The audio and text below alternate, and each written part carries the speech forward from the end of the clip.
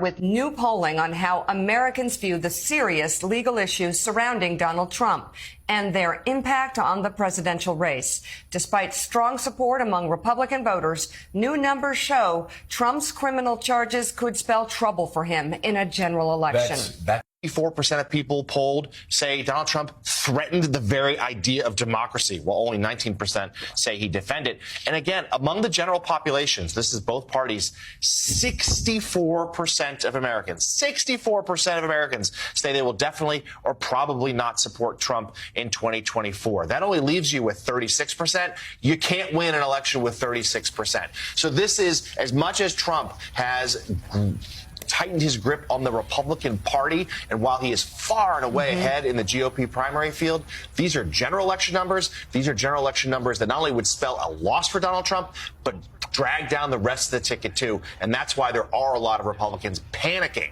that they could lose the House, and the Senate would be, their chance to retake the Senate would also be jeopardized if Trump's name is atop the ballot.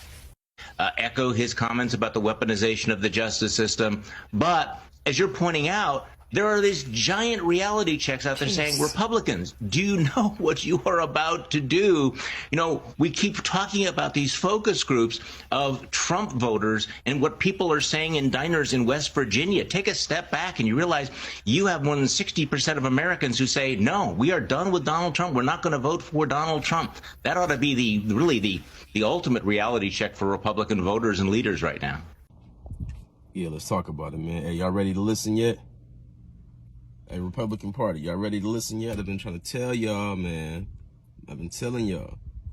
You got to think outside the Republican box. It's all about the wide angle. It's all about the goal. And if your guy is only appealing to a small percent of people, what's the odds or his chances of actually being elected? It's slim. Slim to none. Slim to none. And it's about a reality check. You got to let all that love for Donald Trump go. This motherfucker about to he finna go through the ringer right now. And it ain't like this made up allegations. The shit is on video. The shit is on audio. You can't even fucking defend this shit. And then he on fucking stage every goddamn day talking about this shit. It's a lose-lose. It's a lose-lose. If Donald Trump, like I've been saying, if Donald Trump wins the fucking nomination, it's a loss. It's an automatic win for Joe Biden without him having to really do shit. All he got to do is just do what he doing, stay out the limelight. He don't got to give no crazy speeches or nothing. All he got to do is just see Trump on TV. It's gonna be a televised trial. Y'all know that, right? Televised in Atlanta.